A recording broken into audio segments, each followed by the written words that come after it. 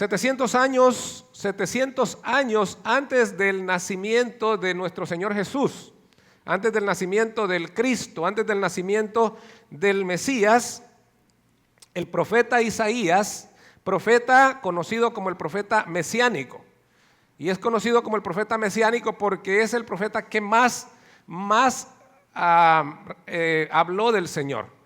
Es el profeta en el cual más referencias a nuestro Señor encontramos. Capítulo 7 de Isaías, capítulo 9 de Isaías, capítulo 11 de Isaías, capítulo 40 de Isaías, capítulo 53 de Isaías, capítulo 61 de Isaías, solo para mencionarle algunos.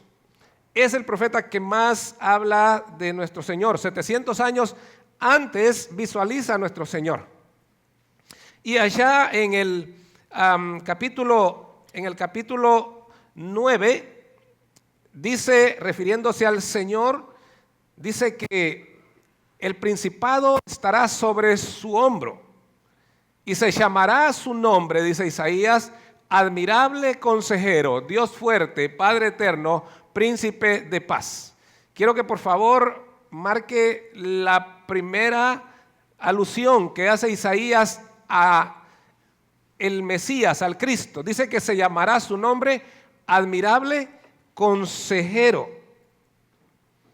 Es decir, mis hermanos, Isaías está refiriéndose al Mesías como alguien excepcional, como alguien distinguido, como alguien sobresaliente, como alguien inigualable, como alguien superior a cualquier otro en su campo.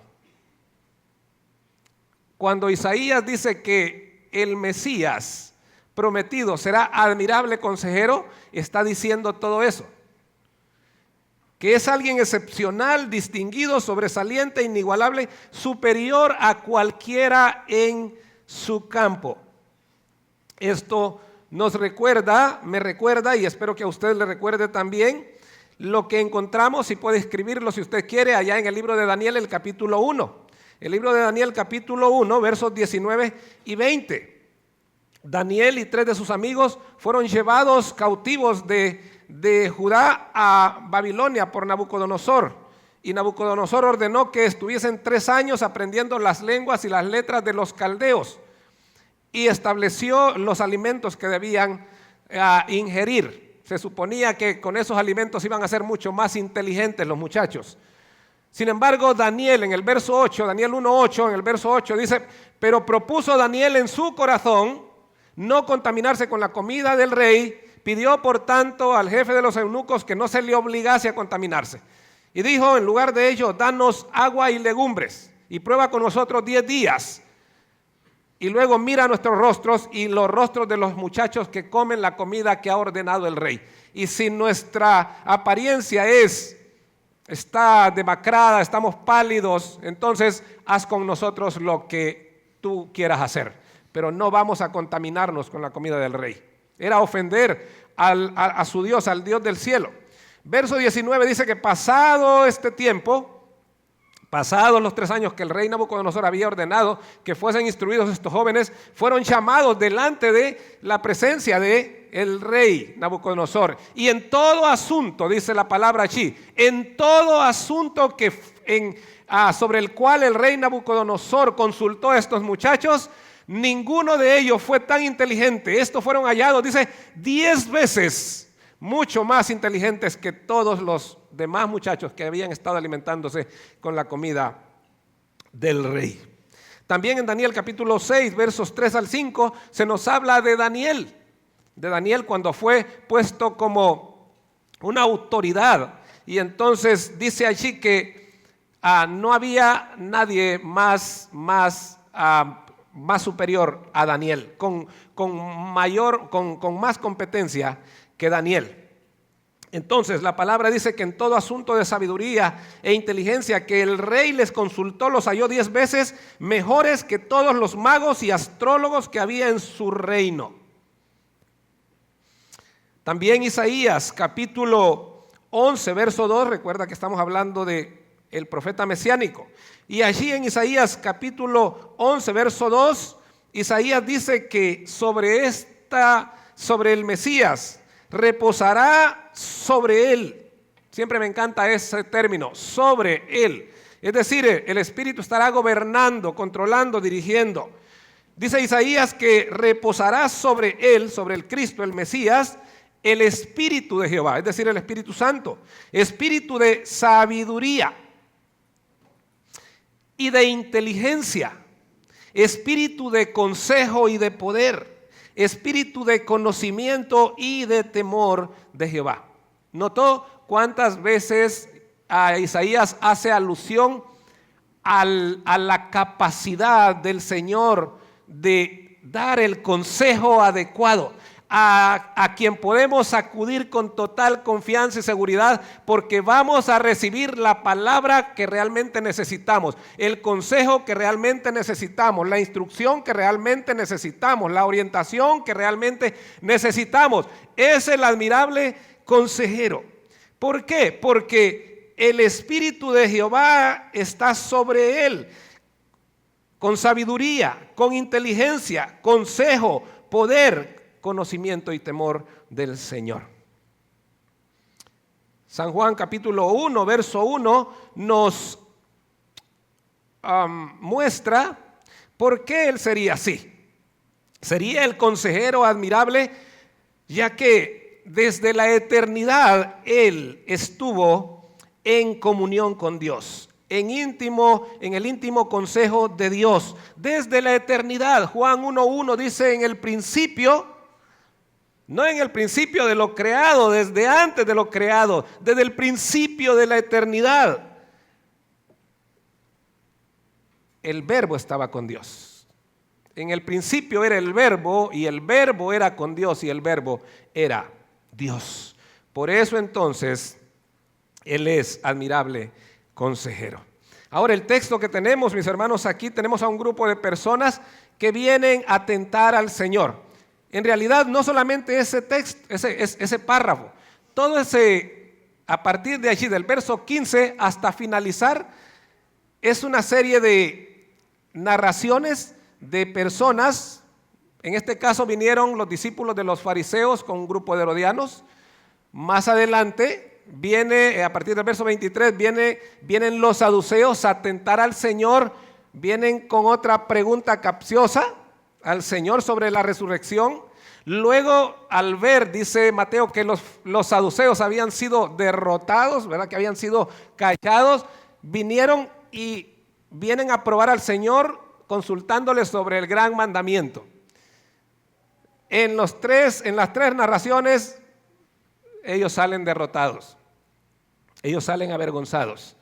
Y finalmente, al terminar el capítulo 22 de Mateo, el Señor le pregunta a los fariseos: ¿de quién es el Cristo? ¿De quién es hijo el Cristo? Y ellos dicen: pues es hijo de David. Entonces dice Jesús: explíquenme cómo es que David, hablando por medio del Espíritu, dice: dijo el Señor a mi Señor, siéntate a mi diestra hasta que ponga a tus enemigos por estrado de tus pies. ¿Cómo es que, si es hijo de David, por qué David le llama Señor?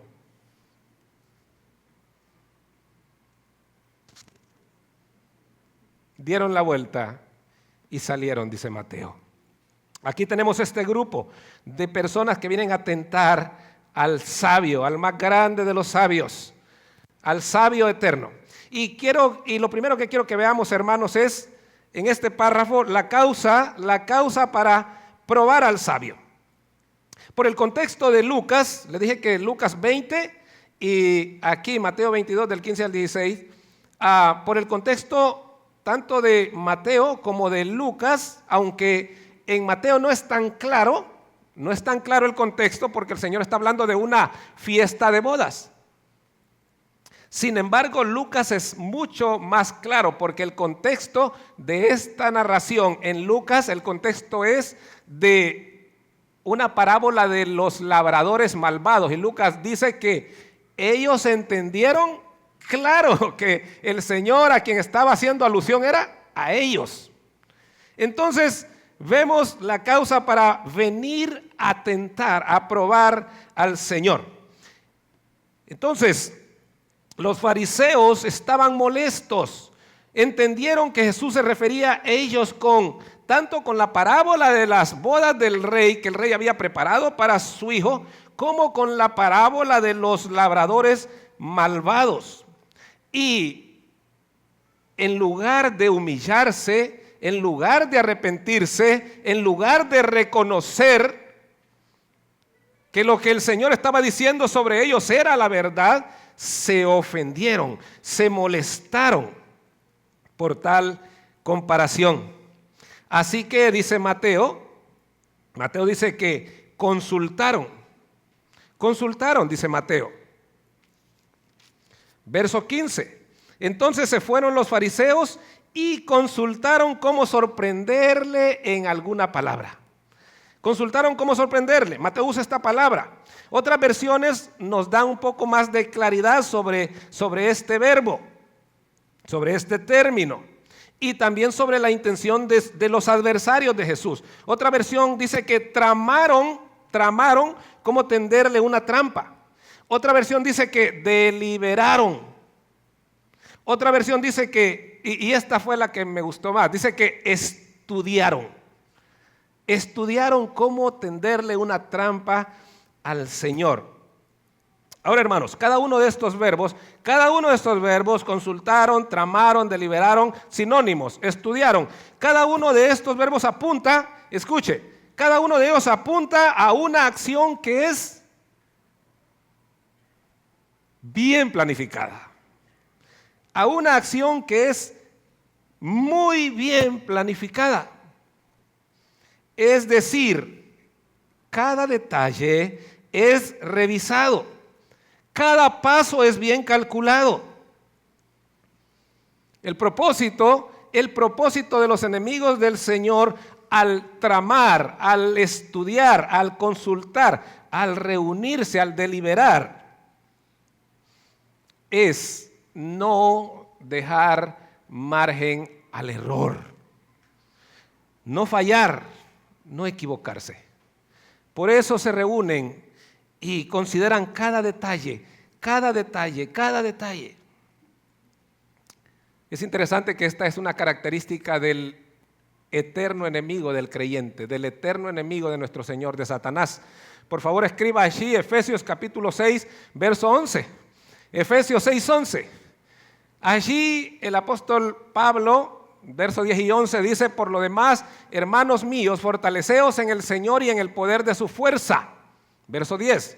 Por lo demás, hermanos míos, fortaleceos en el Señor y en el poder de su fuerza. Ahora, vea lo que dice el verso 11. Vestíos de toda la armadura de Dios, para que podáis estar firme contra las acechanzas. Otra versión dice intrigas. Pero la palabra acechanzas, hermanos, es una palabra griega interesante. Es la palabra griega metodeia. ¿Qué palabras tenemos que se derivan de ese término? Metodología, método, metódico. Hermanos, dice Pablo, mis hermanos, vístanse de toda, no solo de algunas piezas de la armadura, vístanse de toda la armadura de Dios para que puedan estar firmes contra las acechanzas, los métodos, las estrategias, las metodologías, los planes malignos de Satanás. Es una característica de él.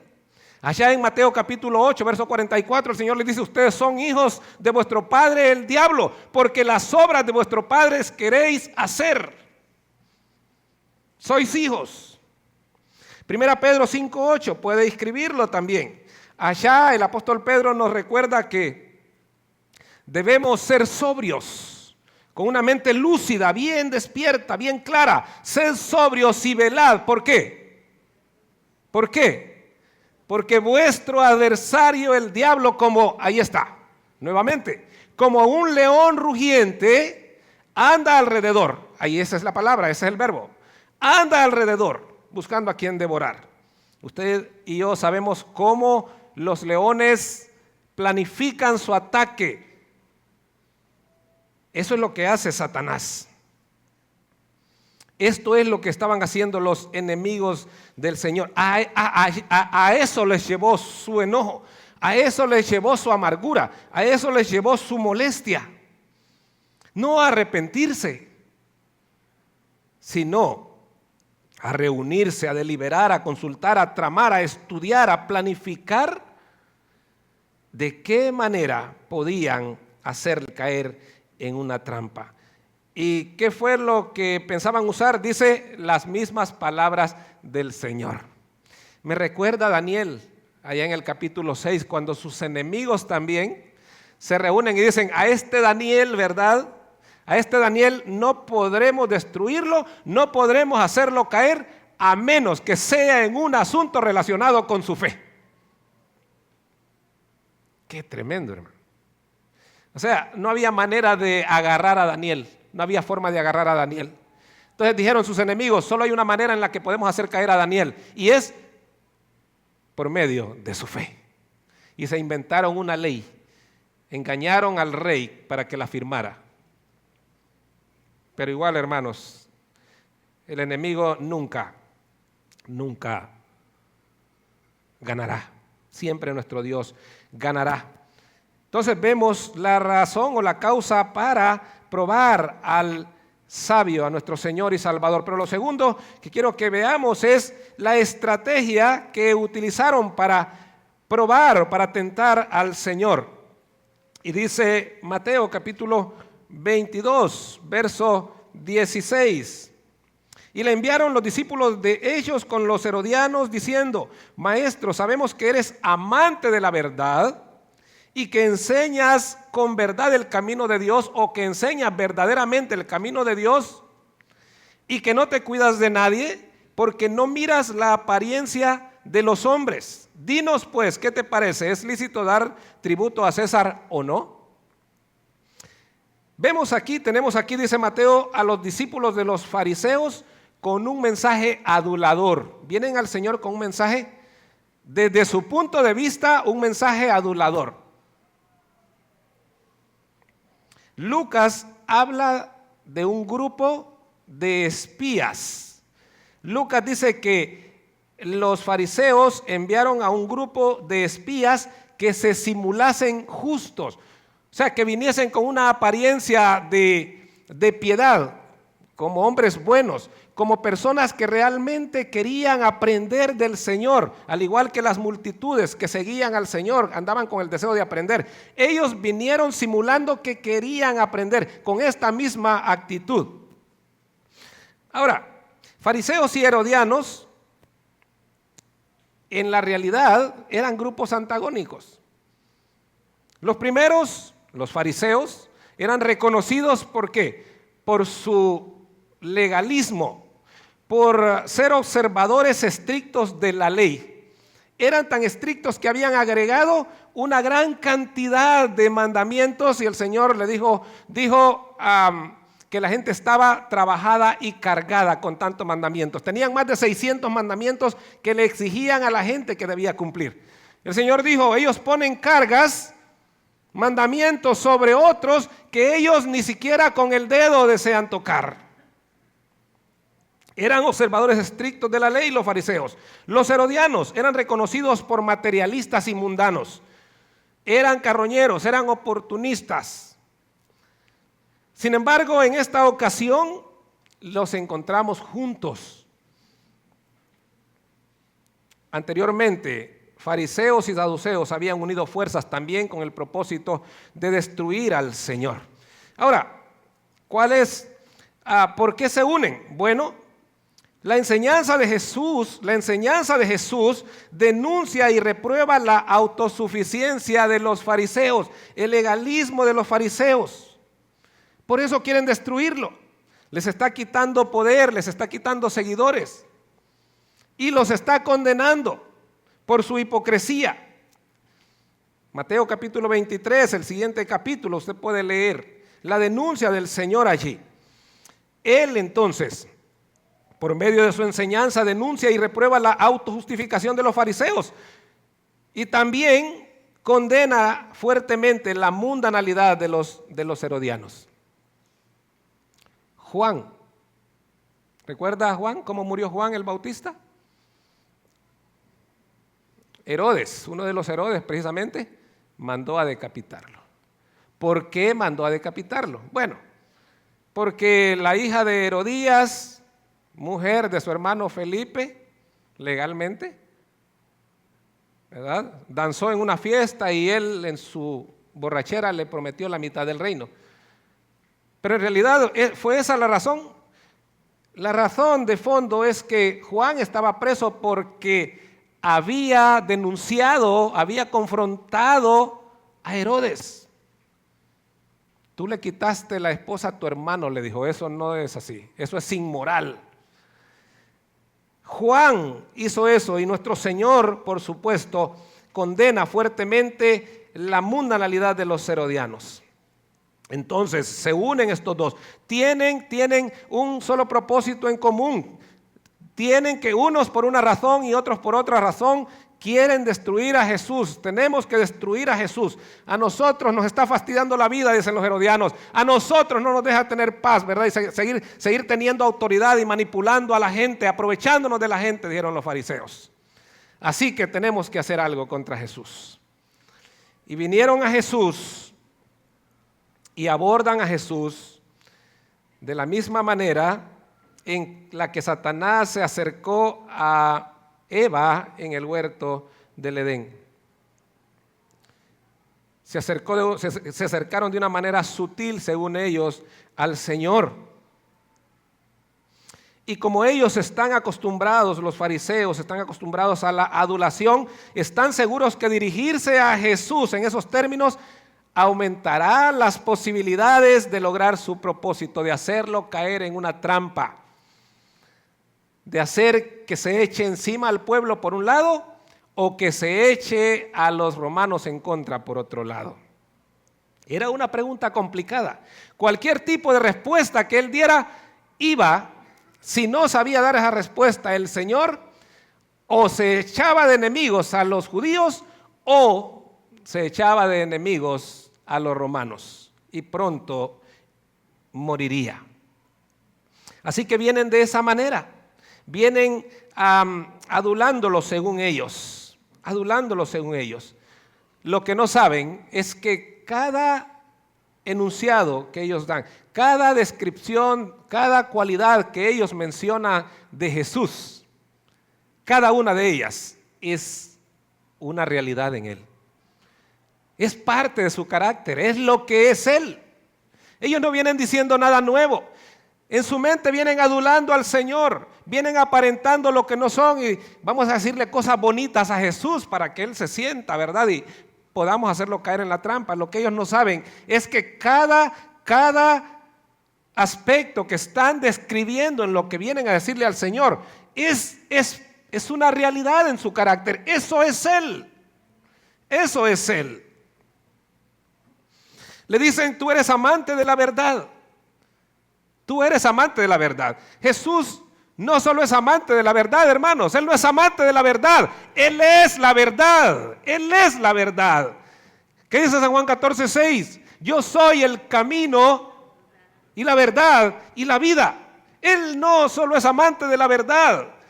Él ama la verdad porque Él es la verdad. Es su esencia.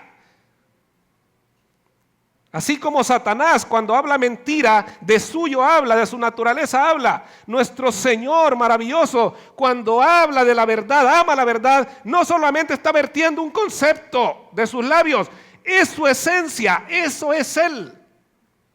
Yo soy la verdad. Juan capítulo 1, verso 17, escríbalo por favor, Juan 1, 17. Dice Juan allí que la ley nos vino por medio de Moisés. La ley nos vino por medio de Moisés, pero la gracia y la verdad nos vino por medio de Jesucristo. ¿Por qué nos vino por medio de Él? Porque Él es la verdad. Él es amante de la verdad. Es alguien veraz, es alguien sincero, es parte de su esencia. Le dicen, enseñas con verdad el camino de Dios. ¿O verdaderamente enseñas el camino de Dios? Sí. ¿Por qué hace eso el Señor? ¿Por qué enseña con verdad el camino de Dios a sus oyentes? Porque para eso vino acá. Para eso vino a este mundo, porque usted y yo estábamos perdidos, porque usted y yo estábamos condenados, usted y yo sin esperanza. Para eso vino Él al mundo. Ese fue su propósito, venir a enseñarnos de manera personal cómo acceder al Padre, cómo accesar al Padre, cómo poder llegar ante el Padre. Pero no solamente vino a decirnos, no solamente vino a enseñarnos, no solamente vino a modelarnos, Él vino a pagar el sacrificio para que eso pudiese ser posible. Porque los profetas habían enseñado cómo llegar a Dios. Pero se necesitaba un sacrificio. Sin derramamiento de sangre, dice Hebreos, no hay remisión de pecados. Y Él hizo ese sacrificio.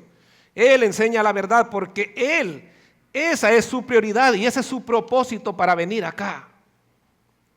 Le dicen que es alguien que no se cuida, que no busca el favor de los demás.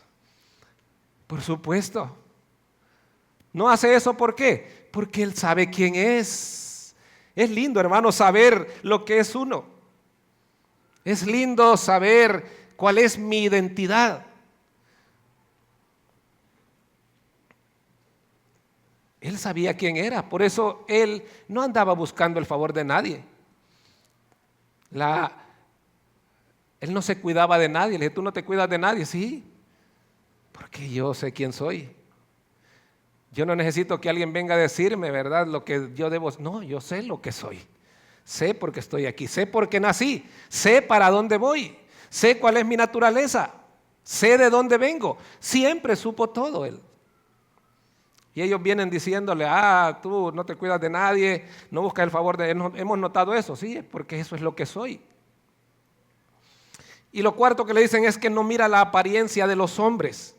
No mira la apariencia de los hombres. San Juan capítulo 2, verso 25. Dice que el Señor no necesitaba que nadie le diese testimonio del hombre, es decir, de las personas. Él no necesitaba que nadie le diese testimonio de las personas. ¿Sabe por qué? Porque Él, dice Juan, Él sabía lo que hay en el corazón del hombre. Hermanos, cuando yo leo esos versículos, yo digo, Dios mío, Él sabe lo que hay dentro de nosotros, Él sabe lo que hay dentro de su corazón. Él no necesita que nadie le dé testimonio de las personas, Él las conoce. Salmo 139 dice, ¿a dónde me iré de tu espíritu? ¿A dónde huiré de tu presencia? Detrás, delante me rodeaste, sobre mí pusiste tu mano, no hay lugar a donde yo me vaya. No puedo esconderme de ti. Primer libro de Samuel, capítulo 16, verso 7. Samuel se deslumbró ante la presencia de Abinadab y dijo, oh, ciertamente delante de mí está el ungido del Señor. Porque era un gran hombre, aquel hombre fortachón seguramente, parecido a el rey Saúl. Y el Señor le dijo, no te fijes en su apariencia o lo grande de su estatura, yo lo desecho, porque yo no miro la apariencia de las personas, yo miro el corazón. Él mira el corazón. Básicamente, estos fariseos, estos discípulos, que no era de ellos en realidad, sus jefes seguramente les prepararon un documento y les dijeron, mire, ustedes se memorizan bien esto porque esto es lo que tienen que decirle a Jesús, porque eran discípulos. ¿De dónde iban a sacar tanta capacidad estos muchachos? Los habían preparado bien los sumos sacerdotes y los líderes religiosos, los habían preparado bien y vinieron delante del Señor.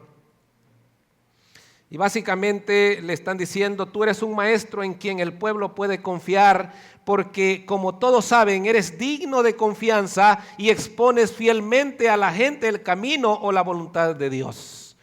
No te permite ser presionado por la opinión de alguien, imagínate. No le tienes miedo a nadie, ni buscas el favor de nadie. Tú eres imparcial, Señor. Y por eso queremos escuchar tu respuesta al respecto. Queremos aprender de ti, Señor, de tu sabiduría. ¿Está bien dar o no dar tributo al César? ¿Es correcto dar o no dar tributo al César? ¿Es lícito dar o no dar tributo al César? Pero vemos en tercer lugar, mis hermanos, la actitud del sabio ante la prueba. Verso 18. Pero Jesús, conociendo la malicia de ellos, dijo: ¿por qué me tentáis, hipócritas? Ahora, para nosotros eso suena un poco pesado. La palabra hipócrita es una palabra, no nos gusta. Si alguien dice, no, es que vos sos un hipócrita, suena bien pesado. Pero en realidad la palabra hipócrita, el Señor no está diciendo, ellos, recuerda lo que dice Lucas en el capítulo 20, dice que los líderes religiosos enviaron a un grupo de espías que se simulasen. Es decir, que vienen a aparentar algo que no son.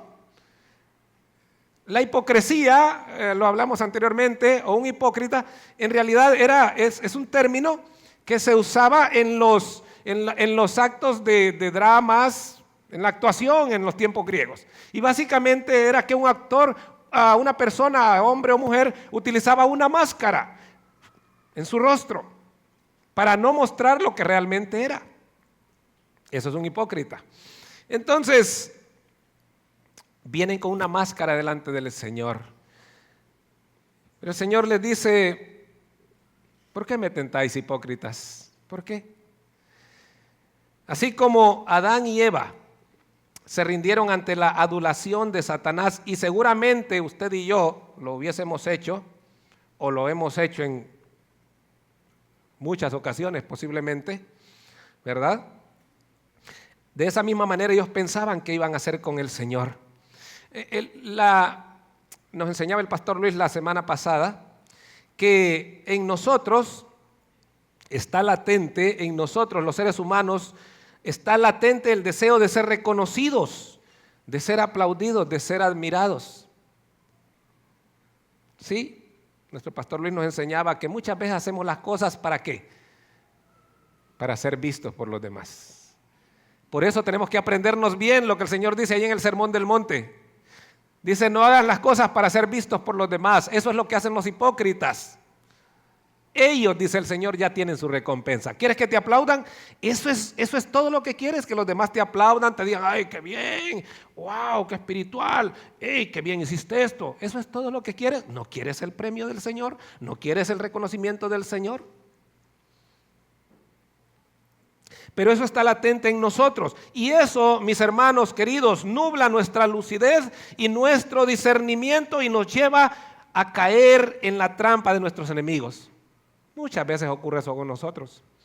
Alguien comienza a reconocernos, a decirnos cosas bonitas y se llena de humo nuestra cabeza.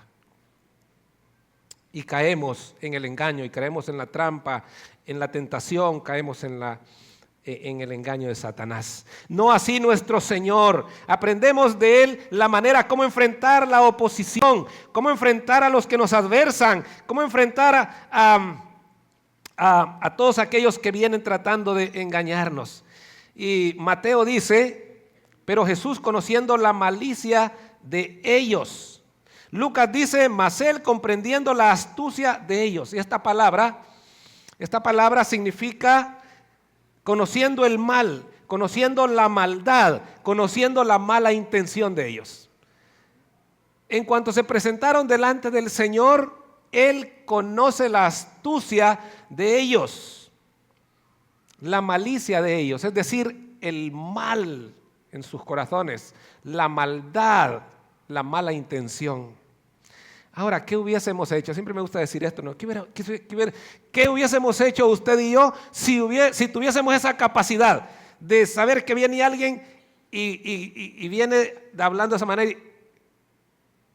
Pero nosotros sabemos que no trae una buena intención. ¿Qué hubiésemos hecho? Y es asombrosa y avergonzante. Mientras estudiaba, pensaba de que cuán asombrosa y avergonzante para mí, no sé para usted, para mí, la forma de manejar esta situación por parte del Señor. O sea, vienen ellos y el Señor sabe, Él sabe, conoce sus corazones, sabe que las palabras que ellos están diciendo, aunque son una verdad en su carácter, sabe que ellos no las están diciendo de manera sincera, sabe que son unos hipócritas, sabe que solo vienen simulando. Y Él tiene el poder solo para decir una palabra y destruirlos en ese momento. Él tiene el poder para hacer algo en contra de esas personas. Sin embargo, ¿qué hace nuestro Señor? Les dice: mostradme la moneda del tributo. Ellos le presentaron un denario. Entonces les dijo: ¿de quién es esta imagen y la inscripción? Le dijeron: de César. Y les dijo: dad pues a César lo que es de César y a Dios lo que es de Dios. Hermanos, qué manera tan hermosa, tan maravillosa. Qué paciencia la del Señor. Qué autocontrol de nuestro Señor. Cuán lejos estamos nosotros de ser semejantes a Él ante la aversión y la prueba. A la menor provocación, no sé si a usted le ha pasado, pero nos pasa, hermanos. A la menor provocación reaccionamos de manera violenta, somos vengativos, queremos desquitarnos. Me trataste de engañar, ¿verdad? Y algunas veces decimos: mira, perdóname, la verdad que no venía con una mala intención. Te perdono, pero ya no perdonó. Ya no perdonó. ¿No? Ya cuando dice pero, ya no perdonó. No, usted tiene que decir: te perdono, mi hermano. Te perdono. Olvidado eso. Pero decimos: mira, te perdono, pero... A la menor provocación reaccionamos de manera violenta y vengativa entre los demás. El apóstol Pedro, escriba por favor 1 Pedro 3:15. El apóstol Pedro en su juventud tuvo serios problemas en este aspecto. Era reaccionario el hombre. Sin embargo, en sus años adultos ha madurado, ha crecido, ha conocido al Señor. Y nos aconseja a nosotros, ahí en 1 Pedro 3:15, están siempre preparados para presentar defensa con mansedumbre y reverencia ante todo aquel que os demande razón de la esperanza que hay en vosotros.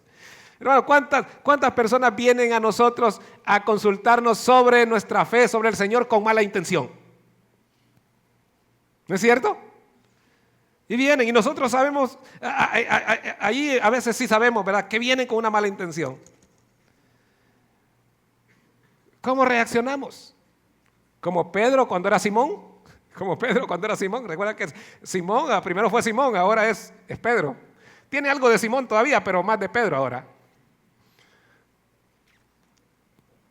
Pedro ha madurado.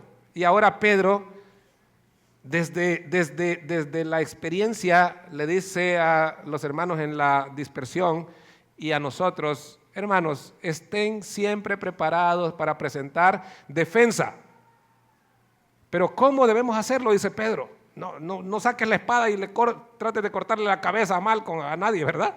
No, dice Pedro, hazlo con mansedumbre y reverencia. Con mansedumbre y reverencia ante todo aquel que te demande razón de la esperanza que hay en aquel que venga a demandarte de tu fe. Hazlo, sí, respóndele con mansedumbre y reverencia. Resaltan, hermanos, resaltan en la persona de nuestro Señor la paciencia, la misericordia, la gracia, pero también la firmeza. El Señor aquí en estos versos también nos enseña sobre el principio trascendente de honrar.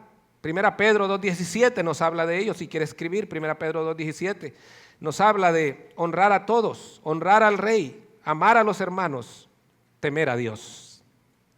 El apóstol Pablo enseña este mismo principio en Romanos capítulo 14.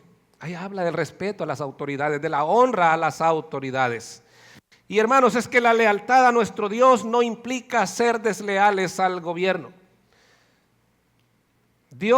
Nuestro Dios siempre tendrá la prioridad, pero como ciudadanos de este mundo, tenemos responsabilidades que cumplir con el gobierno.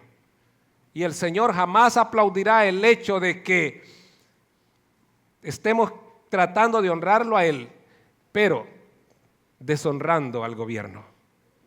A veces es difícil, a veces nos mordemos la lengua, a veces, ¿verdad?, como dijo alguien, ¿verdad?, cuando escupo ahí, dice: óigame, yo veo, le dijeron a un futbolista de tenis, yo veo que usted tira y la pelota sale por allá y usted bien Tranquilo, usted no se enoja y para nada, ¿verdad? Ay, le dijo el tenista, es que vos no sabés. Acércate, vos ves que cada vez que yo tiro, la pelota sale y yo no hago ningún gesto, sí, pero vos ves que yo escupo. Sí, le dice, sí, he visto. Anda a mirar, le dice, ¿cómo queda el zacate ahí donde cae la escupida? Le digo.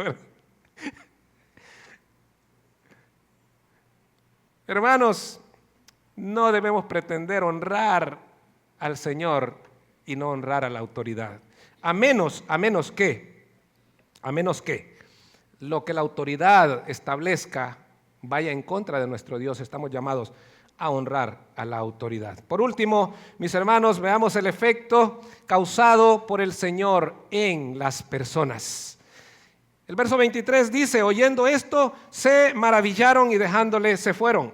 Lucas dice, y no pudieron sorprenderle en palabra alguna delante del pueblo, sino que, maravillados de su respuesta, callaron.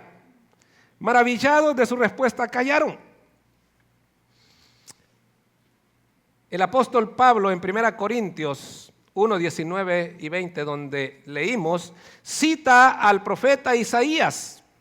Isaías 29, 14, puede buscarlo, puede escribirlo.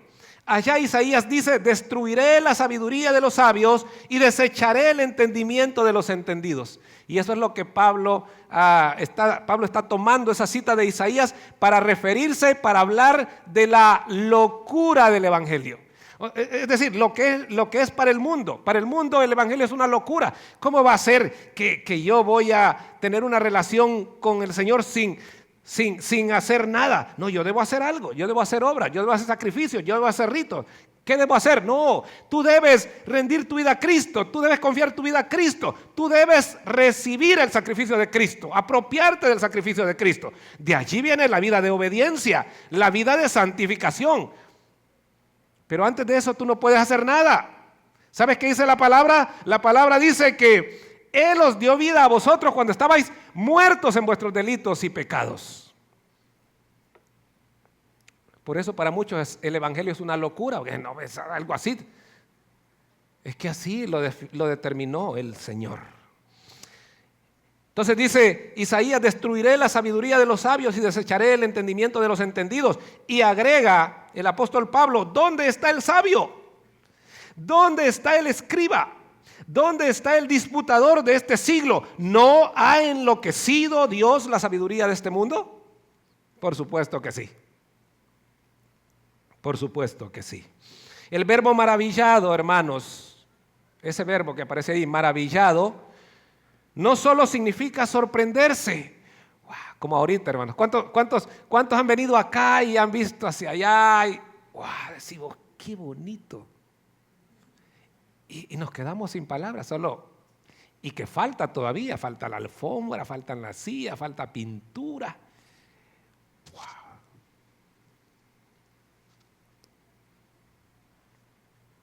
No solamente significa sorprenderse por algo, como cuando usted miró a esa muchacha que es su esposa ahora y dice, Dios mío, dijo, ¿verdad? O usted, no crea que son nosotros los hombres, usted dijo, ese bomboncito va a ser mío, dijo usted. No crean que a nosotros los hombres nos pasa, no, aquí parejo todo.